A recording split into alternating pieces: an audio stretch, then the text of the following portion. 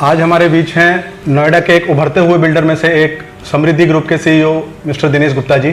Sir, आपका हमारे channel property दुनिया पर बहुत बहुत स्वागत है और हम आपके बहुत आभारी हैं कि आपने हमें मौका दिया इंटरव्यू करने का, जिससे हम लोगों की आवाज़ बनकर आपसे वो चर्चा कर सकें जिसके लिए लोग इंतज़ार करते हैं। Thank you so much.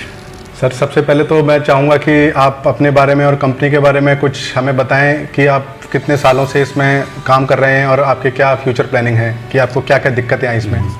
देखिए जी, हम इस रियल एस्टेट के बिज़नेस में करीब 20-22 साल से मैं यही काम कर रहा हूँ।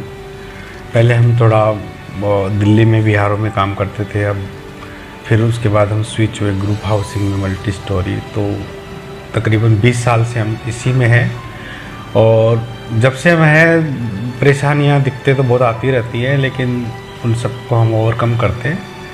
परेशानियाँ कभी प्राकृतिक होती है, जैसे कि कभी एनजीटी का बैन हो गया, कभी कोविड आ गया, कभी सरकारी पॉलिसी चेंज हो गई, कभी कोई लीगल एंटेंगल हो गया, बट सबको हम टेक केयर कर लेते हैं। जो कि नॉर्मली तो क्या होता है कि कस्टमर अपने एंड से देखते हैं कि प्रोजेक्ट डिले हो रहा है या इस तरह की दिक्कत आती हैं, बट लेकिन बिल्डर के एंड से कोई नहीं देखता कि बिल्डर के एंड से भी कुछ पीछे दिक्कतें होती हैं।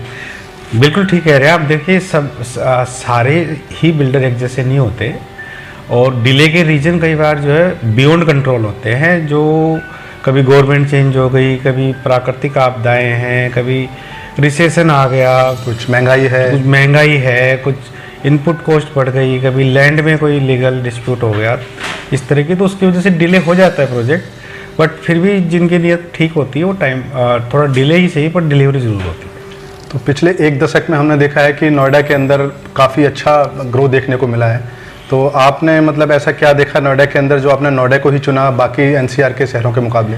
देखिए, नोएडा बहुत ही प्लान एक शहर है। इसकी प्लानिंग इस तरीके से की जाती है कि पहले इंफ्रास्ट्रक्चर यहाँ बनाया जाता है, उसके बाद कोई ग्रुप हाउसिंग प्लॉट या वो अलॉटमेंट के लिए लाते हैं। तो सबसे पहले इसकी लोकेशन, उसके बाद इसका इंफ्रास्ट्रक्चर, जो दुनिया में कहीं नहीं है ऐसा। और सबसे बड़ी बात दिल्ली से प्रोक्सिमिटी। तो ये सारी चीज़ें इसको अट्रैक्टिव करती है। नोएडा से बढ़िया कोई जगह नहीं हो सकती। तो आप जब कभी भी अपनी सोसाइटीज़ के लिए कभी लोकेशन चूज़ करते हैं तो आप क्या चीज़ें माइंड में रखते हैं जिससे आपके कस्टमर्स को बेनिफिट मिले, लोकेशन का एडवांटेज मिले? जी, हम सबसे पहले यही देखते हैं कि हमारे जो प्रोजेक्ट की लोकेशन, उसकी कनेक्टिविटी, उसके आसपास का इंफ्रास्ट्रक्चर और लोगों की जो डे टू डे की रिक्वायरमेंट है और उनका जो काम पे जाने का रास्ता, सारी बेसिक सुविधाएं वो अवेलेबल है या नहीं। अगर वो सब कुछ है तो हम उसी जगह काम करते हैं, नहीं तो फिर हम नहीं करते। तो अभी जैसे जो भी आपने जो सोसाइटीज़ अभी बनाई हैं पिछले 8-10 साल में, हमने देखा भी आपने एक ही सोसाइटीज़ पे काम किया है और करंटली अभी आपके 2 प्रोजेक्ट पे चल रहे हैं। नॉर्मली हमने देखा है कि जो बड़े बड़े बिल्डर्स हैं इतने टाइम में 20 सोसाइटीज़ बना देते हैं। आपने ऐसा क्या है कि बहुत ही लिमिटेड सोसाइटीज़ पर फोकस किया? नहीं, देखिए, ऐसा है कि ये बहुत ही डिसिप्लिन में रहने वाला काम है। अगर आप ओवर ट्रेडिंग करेंगे, एक साथ एक के बाद एक प्रोजेक्ट लॉन्च करेंगे, तो कहीं ना कहीं ट्रैप हो जाएंगे। और उससे जो पब्लिक बनी है, लोगों का जो पैसा आपके पास है, आपका नहीं है, वो फिर स्ट्रेस में आएंगे तो एक प्रोजेक्ट से दूसरे में इधर उधर डाइवर्ट करेंगे और उससे अल्टीमेटली प्रोजेक्ट फंसते जाएंगे। तो हम एक कंप्लीट होने के बाद ही उसके या पैरेलली दूसरा चालू करते हैं। हमें कोई जल्दबाजी नहीं भागने की। हमारा टारगेट है कि टाइम पे डिलीवरी हो और क्वालिटीफुल डिलीवरी हो, इसलिए वॉल्यूम नहीं करना, हमें क्वालिटी करनी है। हाँ, क्योंकि नोएडा में हमने पिछले 2-3 सालों से देखा है कि वही बिल्डर सक्सेस हो रहे हैं जो केवल एक ही या 2 प्रोजेक्ट पे ही फोकस करते हैं। वो ये फाइनेंशियल डिसिप्लिन और आपको रखना पड़ेगा। आप back to back project launch करेंगे तो ऑब्वियस से परेशानी आएगी। क्योंकि बड़े बड़े बिल्डर भी हमने देखा इस टाइम पे स्टक हो गए, उनके प्रोजेक्ट फाइनेंशियली नहीं कर पा रहे हैं। वो इसी वजह से कि वो ज़्यादा बैंक लोन हो गए या फिर जो कोविड या ऐसी सिचुएशन आई, तो जितनी बड़ी कंपनी उतनी बड़ी परेशानी। और जो छोटे लोग थे उनकी इतनी लायबिलिटी नहीं है तो वो निकाल पा रहे हैं। बड़े लोग कोशिश कर रहे हैं, देर सवेर सबकी परेशानी ठीक होगी। समृद्धि ग्रुप द्वारा बनाई गई जो सोसाइटीज़ को आप दूसरे बिल्डर्स जो रेपुटेड बिल्डर्स हैं मार्केट में, उनको कैसे देखते हैं, चाहे वो कंस्ट्रक्शन क्वालिटी की बात हो या डिलीवरी की बात हो? देखिए, सभी लोग प्रोजेक्ट अच्छा बनाते हैं, बट एज ए समृद्धि हमारा ये अप्रोच होती है कि द बेस्ट क्वालिटी बनाई जाए। इसके लिए हमने एक एक्सपर्ट्स की टीम रखी हुई है। बड़े बड़े इंजीनियर हैं, बड़े बड़े एक्सपर्ट है, प्लानिंग से लेके और एंड तक क्वालिटी कंट्रोल के डिफरेंट लेवल बनाए हुए हैं। हम जो मटेरियल यूज़ करते हैं वो जो बेस्ट अवेलेबल होता है, चाहे स्टील तुम प्राइमरी यूज़ करते हैं, टाटा, JSPL, जिंदल, इस तरह का सेकेंडरी यूज़ नहीं करते। बाकी दूसरे प्रोडक्ट्स हैं वो भी सब हम कंपनी के यूज़ करते हैं, ISI मार्क, चाहे L&T है, स्नाइडर है, हावेल्स है, पेंट भी। तो उससे जब फ्लैट में एक फ्लोर पे 4 ही फ्लैट है, चारों तरफ से open, green, air flow, sunlight, उन वास्तु, इन सब का ध्यान रखते हैं। तो जब क्लाइंट देखता है आके तो अपने आप कंपेयर करता है और बनता हुआ भी देख सकता है, और सारी क्वालिटी हमने डिस्प्ले भी की हुई है कि हम कौन सा मटेरियल यूज़ करते हैं। तो डेफिनेटली इट इज़ कंपेरेबल। ये तो सर जैसे हमने भी देखा है कि आपकी सोसाइटीज़ में कंस्ट्रक्शन ऑफ क्वालिटी काफ़ी रेपुटेड बिल्डर्स के मुकाबले अच्छी है। आप चीज़ें माइवन टेक्नोलॉजी पे भी बना रहे हैं तो उसका एक एडेड एडवांटेज अलग से है। प्लस एक चीज़ हमने एक और चीज़ देखी है कि एक ही फ्लोर पे आपने 4 फ्लैट्स दिए हैं। नॉर्मली कई बिल्डर 6 फ्लैट 8 फ्लैट बनाते हैं। ये चीज़ें बाद में दिक्कत करती हैं कस्टमर्स को। बट लेकिन इस इंडस्ट्री में कहा जाता है कि जो दिखता है वही बिकता है, क्योंकि कई जो है केवल बाहर से चेपी लगा के प्रोजेक्ट को अच्छा कर देते हैं, उनकी कंस्ट्रक्शन क्वालिटी उतनी अच्छी नहीं होती।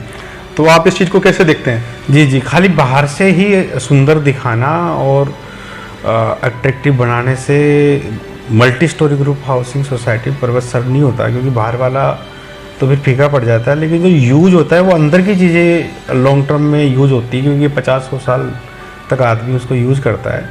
तो हम प्लानिंग इस तरह की करते हैं कि शुरू से ही, स्टार्टिंग से ही जो लेटेस्ट टेक्नोलॉजी अवेलेबल है वही यूज़ की जाए। अब ट्रेडिशनल शटरिंग का ज़माना नहीं है, तो हम फिर माइवन शटरिंग जो RCC वॉल्स है उसमें भी प्राइमरी स्टील लगाना, ब्रांड की सीमेंट लगाना, ब्रांड के सारे प्रोडक्ट लगाना, और 6-8 फ्लैट एक फ्लोर के बजाय हम 4 ही फ्लैट, जिससे चारों कॉर्नर हो और उसको फ्लैट में रहना फील नहीं होगी, वो एक्सपीरियंस करे कि अपने पर्सनल फ्लोर पे रहता है, चाहे किसी भी फ्लोर पे रहे। इस तरह की हमारी सोच भी और प्लानिंग। अभी आपके जो करंट प्रोजेक्ट चल रहे हैं जैसे लग्जूरिया है, लग्जूरिया का अब कस्टमर्स कहते हैं थोड़ा डिले है, तो आप क्या इसको रखें कि कितनी जल्दी से जल्दी इसको दे पाएंगे आप? नहीं, देखिए, लग्जूरिया डिले नहीं है, लग्जूरिया प्लानिंग से डिले है। जब प्लान किया था तो उसकी कॉस्टिंग तो हमारे ऊपर ही आ रही है। जितना डिले होगा प्रोजेक्ट और कॉस्टली होता जाएगा। बट हमने कोविड का 2 साल की वजह से जो डिले हुआ और NGT के बार बैन की वजह से प्रोजेक्ट रुकते हैं, वो फैक्टर उसकी डिले को बढ़ा गया। बट हम उसको फास्ट काम करके और 2024 के एंड तक हम इस प्रोजेक्ट को पूर्णतः कंप्लीट कर देंगे। डेफिनेटली ये चीज़ तो हम अपने कस्टमर से भी कहते हैं कि अगर कोई प्रोजेक्ट डिले होता है तो उसमें कस्टमर्स के अलावा बिल्डर्स को भी बहुत लॉस होता है फाइनेंशियली, क्योंकि इन्फ्लेशन बढ़ता है, कंस्ट्रक्शन कॉस्ट बढ़ती है, तो बिल्डर का भी लॉस है, फाइनेंस कॉस्ट बढ़ती है। उसके अलावा जो अथॉरिटी का इंटरेस्ट है वो वाइबल नॉन वाइबल प्रोजेक्ट होता ही डिले की वजह से है। बट वो सब हम बेयर करते हैं, और अब उसको ओवरकम करने के लिए हमने फास्ट काम करके 24 घंटे और 2024 तक ये प्रोजेक्ट कंप्लीट हो जाएगा। और सेक्टर 150 में जैसे हमने देखा है कि अभी थोड़ा रजिस्ट्री का इश्यूज हैं, तो अभी आपके जो प्रोजेक्ट्स हैं वो सारे दोनों ही सेक्टर 150 का पार्ट है। तो आप रजिस्ट्री को लेकर आप कैसे देखते हैं? क्योंकि कई लोगों के माइंड में ये है कि सेक्टर 150 में रजिस्ट्री होगी नहीं होगी, कितना टाइम लगेगा, तो इसके बारे में आपका क्या ख्याल है? देखिए, ये एक इशू है जो नोएडा अथॉरिटी और यूपी गवर्नमेंट के साथ हम कंटिन्यूस टच में हैं, और उस इशू को रिजोल्व करने के काफ़ी करीब पहुंच गए। हमको मुख्यमंत्री योगी जी ने भी आश्वासन दिया है, और नोएडा अथॉरिटी ने भी। कुछ स्पोर्ट्स सिटी की कुछ सुविधाओं को लेके एक थोड़ा सा डिस्प्यूट है, तो लेकिन वो बढ़िया बात है कि अथॉरिटी चाहती है कि सारी सुविधाएं डेवलप करवा दी जाए और उसके बाद ये करवाया जाए।